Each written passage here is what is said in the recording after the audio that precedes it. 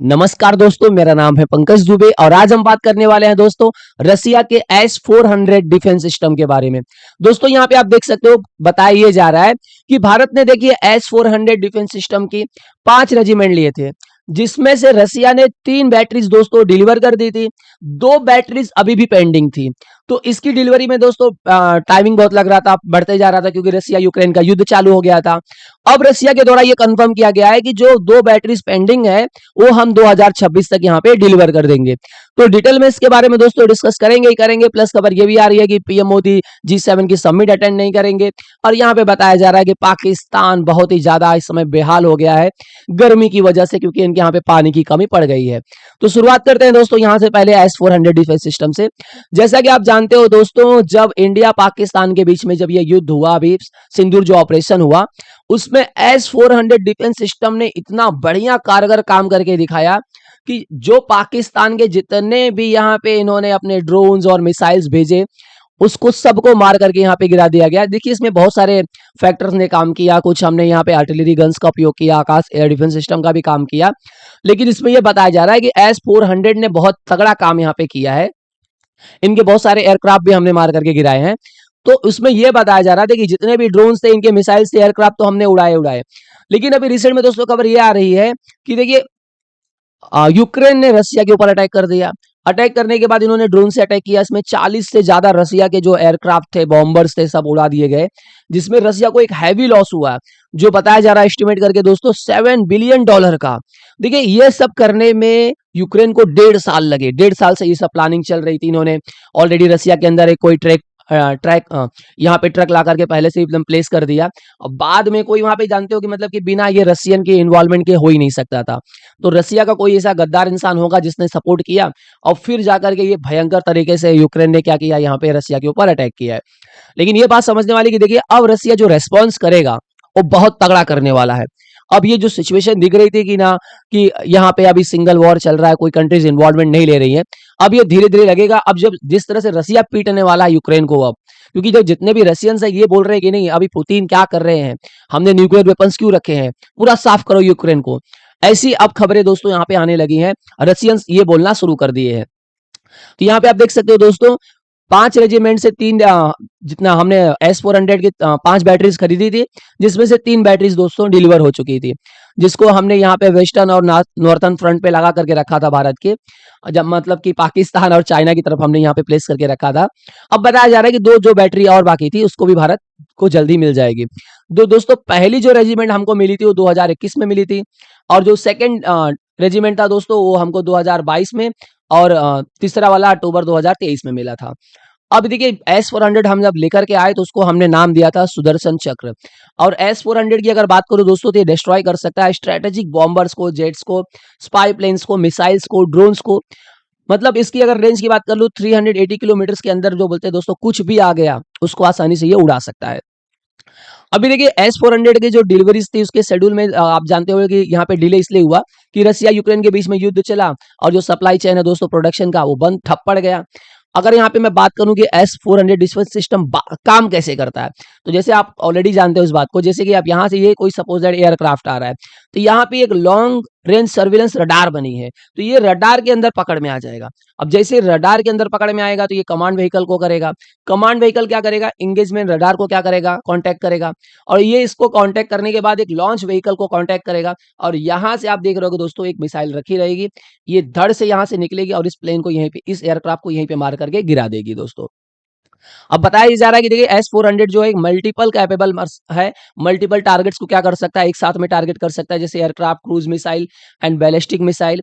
अब इसकी अलग अलग रेंज, अलग अलग एल्टीट्यूड पे रहेंगे, फिर भी उनको क्या कर सकता है, ये आसानी से उड़ा सकता है। तो इसके अंदर मैंने आपको बताया एक लॉन्चर्स है, एक पावरफुल रडार है, कमांड सेंटर है, जिस तरह से दोस्तों ये बेसिकली काम करता है। ये सब तो चल रहा था दोस्तों। G7 को लेकर के खबर ये आ रही है कि 6 सालों के बाद पहली बार ऐसा हो रहा है कि पीएम मोदी G7 की समिट यहाँ पे अटेंड नहीं करने वाले हैं।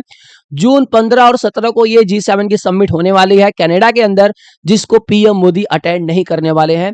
इसको देखने के बाद दोस्तों जितने भी ये वेस्टर्न कंट्रीज है, जैसे मैं बात करूं France, Germany, Italy, Japan, UK और यहाँ पे यूनाइटेड स्टेट, ये सब क्या हो जाएंगे, ये सब काफी ज्यादा आप बोलते हैं ना इस चीज को लेकर के निराश हो जाएंगे कि भारत जैसा एक देश अगर G7 की समिट को अटेंड नहीं कर रहा है, तो कहीं ना कहीं आपको देखने को मिलेगा कनाडा के ऊपर थोड़ा सा प्रेशर तो जरूर पड़ेगा।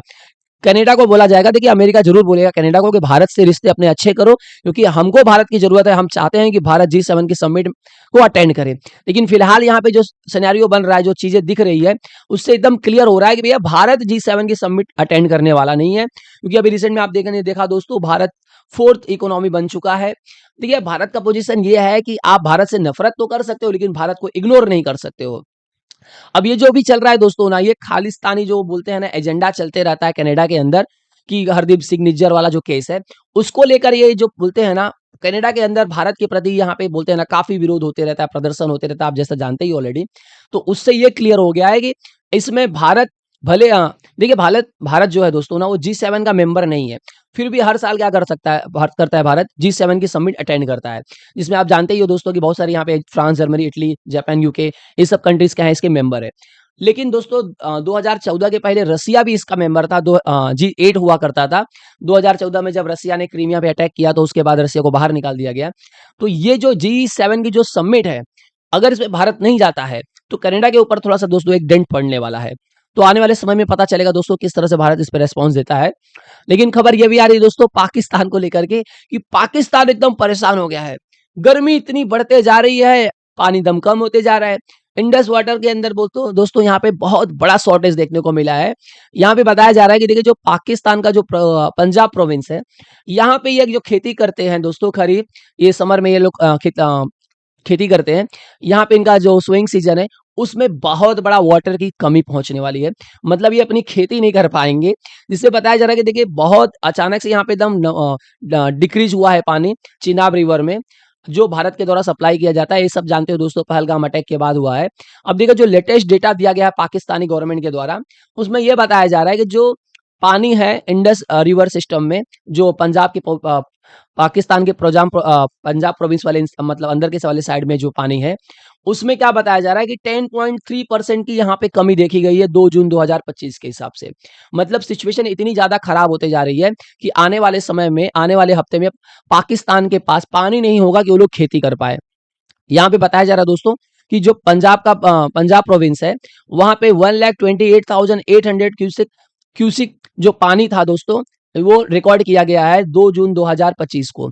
लेकिन जो बताया जा रहा है कि 14,800 क्यूसिक वाटर क्या है, कम है वहां पे। मतलब यहाँ पे 14,800 क्यूसिक अगर बोलते हैं ना पानी कम है, तो अब सीधी सी यही बात बता रहा है कि आने वाले समय में धीरे धीरे और कम होते जाएगा।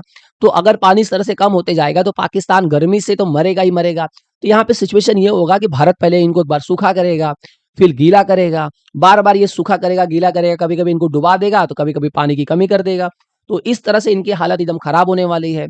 तो जो ये अब इनके द्वारा जो देखिए अब ये बोल रहे हैं कि भैया कि हम पाकिस्तान के अंदर तो आतंकवाद से पाकिस्तान खुद जूझ रहा है, पाकिस्तान ऐसा है वैसा है, तो ये सब चलने वाला नहीं। भारत ने बोल दिया कि देखिए ये ऑपरेशन सिंधु है वो हमने खत्म नहीं किया है, ये खाली हमने पॉज किया है, और जो इंडस वाटर ट्रीटी है ये तो सस्पेंशन में रहेगी रहेगी। तो मतलब आने वाले अभी कुछ दिनों के अंदर आप देखोगे ना पानी को लेकर के पाकिस्तान बहुत ज्यादा परेशान होगा दोस्तों अगर ये वीडियो पसंद आया हो तो वीडियो को लाइक करके हमारे चैनल को सब्सक्राइब कर लीजिएगा। And thank you so much for watching this video.